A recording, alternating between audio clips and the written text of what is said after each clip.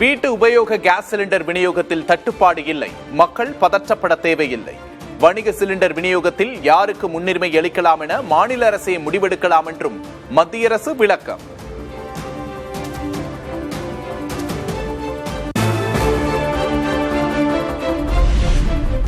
எரிபொருளை கேன்களில் நிரப்பி விற்க வேண்டாம் என பெட்ரோலியத்துறை அறிவுறுத்தல்.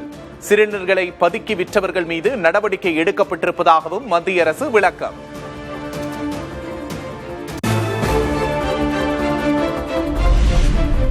எரிபொருள் தட்டுப்பாட்டை கண்டித்து சென்னையில் காங்கிரஸ் கட்சியினர் போராட்டம். சிலிண்டர்களுக்கு பாடை கட்டு மாலையிட்டு நூதன முறையில் எதிர்ப்பு.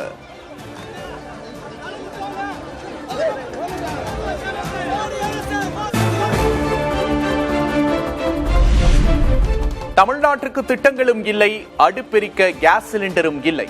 தமிழகத்தை வஞ்சிக்கும் என்டிஏ கூட்டணியை கண்டித்து மார்ச் 15ஆம் தேதி போராட்டம் நடத்தப்படும் என திமுக கூட்டணி அறிவிப்பு.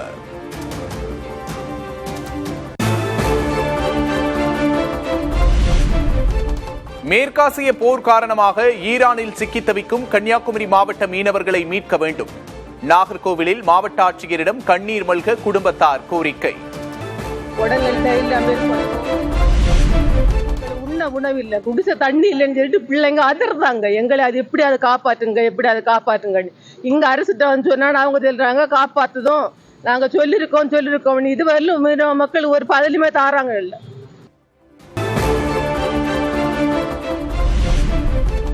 ஹோர்மூஸ் நீரிணையை 2 இந்திய கப்பல்கள் கடந்து செல்ல ஈரான் அனுமதி அளித்திருப்பதாக தகவல். எரிவாயு ஏற்றி வரும் கப்பல்களால் இந்தியாவில் எரிவாயு தட்டுப்பாடு சிக்கல் தீரும் என எதிர்பார்ப்பு.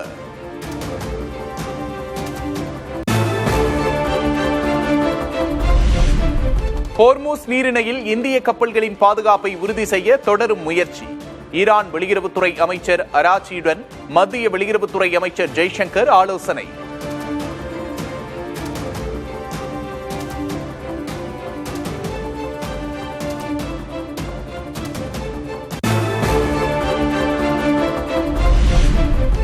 இந்தியா தங்கள் நண்பன் என்று இந்தியாவுக்கான ஈரான் தூதர் கருத்து.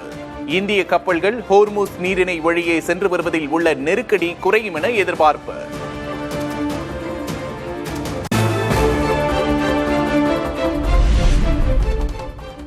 இந்திய பங்குச்சந்தைகளில் ஏற்பட்ட சரிவால் முதலீட்டாளர்களுக்கு ஒரே நாளில் 10 லட்சம் கோடி ரூபாய்க்கு மேல் இழப்பு. கச்சா எண்ணெய் விலை உயர்வு, அந்நிய முதலீடு வெளியேற்றம் ஆகியவை காரணம்.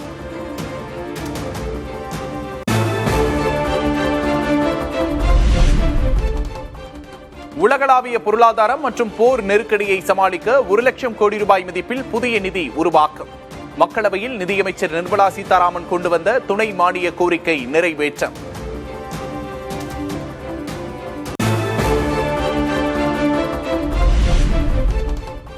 மேற்காசிய நாடுகளில் இருந்து 78 சிறப்பு விமானங்களை இயக்கவிருப்பதாக ஏர் இந்தியா நிறுவனம் அறிவிப்பு.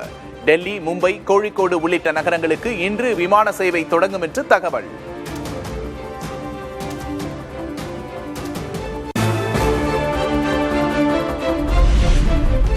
எரிபொருள் தட்டுப்பாடு காரணமாக விமான கட்டணத்தை உயர்த்தியது இண்டிகோ நிறுவனம்.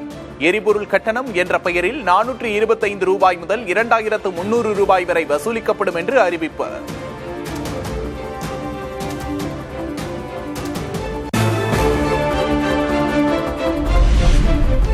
சமையல் எரிவாயு சிலிண்டர் தட்டுப்பாடு ஏற்படும் என அஞ்சும் பொதுமக்கள். மரக்கட்டைகள், விறகுகளை வாங்க உணவக உரிமையாளர்கள், பொதுமக்கள் ஆர்வம்.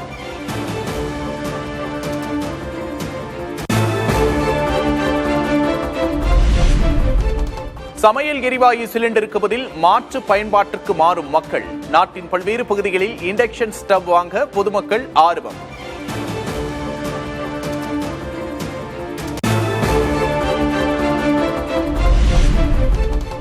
பஞ்சாபில் எரிவாயு சிலிண்டர் வாங்க வரிசையில் காத்திருந்த 66 வயது முதியவர் உயிரிழந்த சோகம்.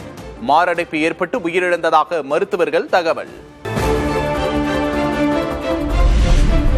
சென்னை வேளச்சேரி பரங்கிமலை இடையேயான பறக்கும் ரயில் சேவை தொடக்கம். 17 ஆண்டுகால கனவு நிறைவேறியிருப்பதால் சென்னை மக்கள் மகிழ்ச்சி.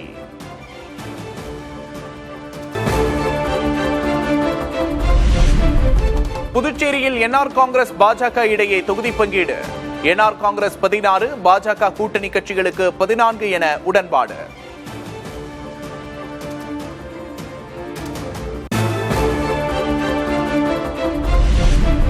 தமிழக சட்டமன்ற தேர்தலையொட்டி காங்கிரஸ் சார்பில் பல்வேறு முக்கிய குழுக்கள் அமைப்பு. செல்வ பெருந்தகை தலைமையில் பிரதான தேர்தல் குழுவும், கார்த்தி சிதம்பரம் தலைமையில் தேர்தல் அறிக்கை குழுவும் அமைத்து உத்தரவு.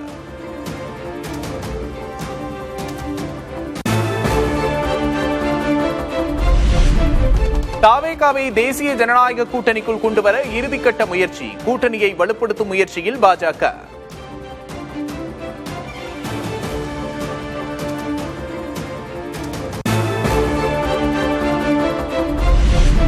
விஜய் உள்ளே வந்தால் கூட்டணி ஆட்சி என்பதால் தாவேகாவை விரும்பாத பழனிசாமி. தேசிய ஜனநாயக கூட்டணியில் தாவேகா சேர விஜய், பழனிசாமி இருவருக்குமே விருப்பமில்லை என தகவல்.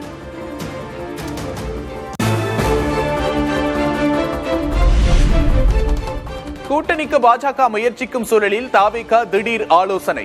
விஜய் எந்த முடிவு எடுத்தாலும் ஆதரவளிப்போம் என பெரும்பாலான மாவட்ட செயலாளர்கள் கூறியதாக தகவல்.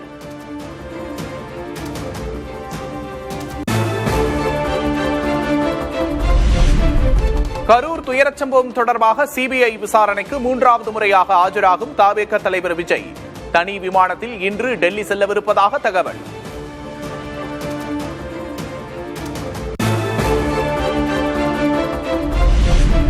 விளாத்திக்குளம் மாணவியின் குடும்பத்துக்கு ஆறுதல் கூற வந்த கனிமொழி எம்பியிடம் நேற்று ஏன் வரவில்லை என உறவினர்கள் கேள்வி. குற்றவாளிகளுக்கு கடுமையான தண்டனை பெற்றுத்தர நடவடிக்கை எடுக்கப்படும் என்று கனிமொழி உறுதி.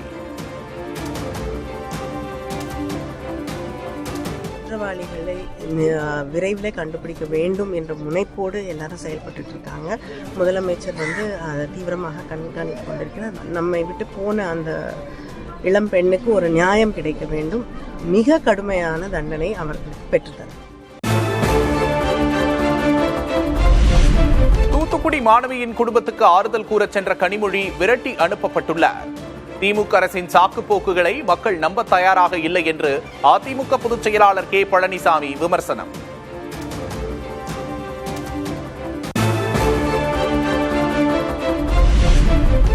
மானாமதுரையில் இளைஞர் ஆகாஷ் காவல் நிலைய மரண சம்பவத்தில் 6 காவலர்கள் சஸ்பெண்ட். காவல் ஆய்வாளர் திலீபன், சார்பு ஆய்வாளர் குகன் உள்ளிட்டோர் பணியிடை நீக்கம்.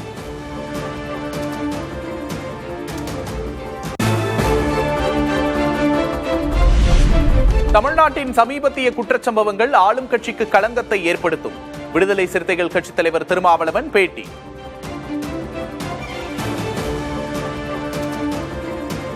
ஆளும் கட்சிக்கு அல்லது ஆளுங்கட்சி தலைமையிலான கூட்டணிக்கு ஒரு களங்கத்தை ஏற்படுத்துகிற சம்பவங்கள் தான் என்பதில் யாருக்கும் மாற்று கருத்தில்லை.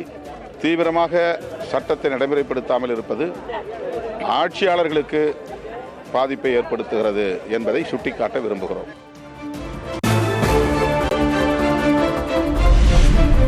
காலி மதுபாட்டில்களை திரும்பப் பெறும் திட்டத்தை மே 31ஆம் தேதிக்குள் முழுமையாக அமல்படுத்த வேண்டும்.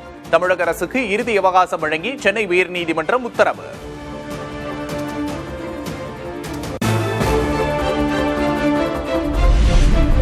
மதுரை தோப்பூரில் கட்டப்பட்டு வரும் எய்ம்ஸ் மருத்துவமனை கட்டுமான பணிகள் 47% நிறைவு. மக்களவையில் திமுக எம்பி கதிர் ஆனந்த் எழுப்பிய கேள்விக்கு மத்திய சுகாதார இணையமைச்சர் பதில்.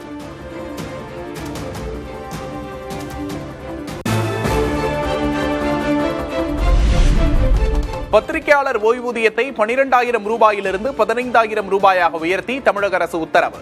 பத்திரிகையாளர் குடும்ப ஓய்வூதியம் 7,500 ரூபாயாக அதிகரிப்பு.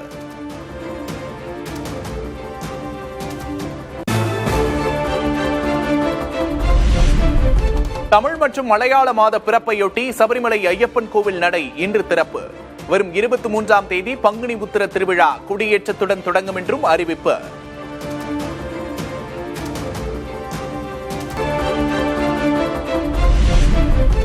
ஆந்திரா, இமாச்சல், குஜராத், சத்தீஸ்கர், நாகாலாந்து மாநிலங்களுக்கு பேரிடர் நிவாரண நிதியாக 1,912 கோடி ரூபாய் விடுவிப்பு. ஜம்மு காஷ்மீர் மாநிலத்திற்கும் 330 கோடி ரூபாயை ஒதுக்கியது மத்திய அரசு.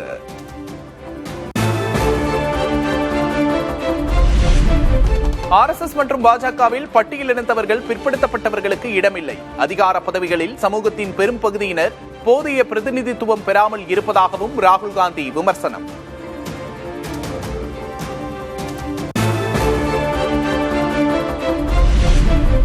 ஒடிசாவில் மாநிலங்களவை தேர்தலில் தனது 3வது வேட்பாளரை வெற்றி பெற செய்ய பாஜக முயற்சி. குதிரை பேரம் அச்சத்தால் காங்கிரஸ் எம்எல்ஏக்கள் பெங்களூரு ரிசார்ட்டில் தங்க வைப்பு.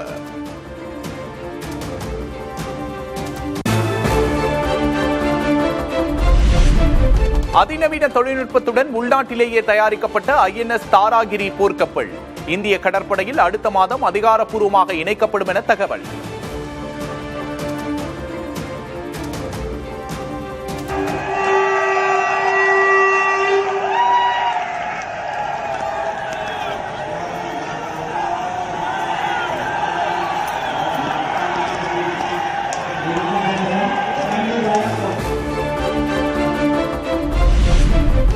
செயற்கை நுண்ணறிவு என்பதை மனித திறன்களை மேம்படுத்தும் ஒரு கருவியாகவே பார்க்க வேண்டும். ரோபாட்டிக்ஸ் நிபுணர் கேட் டார்லிங் கருத்து.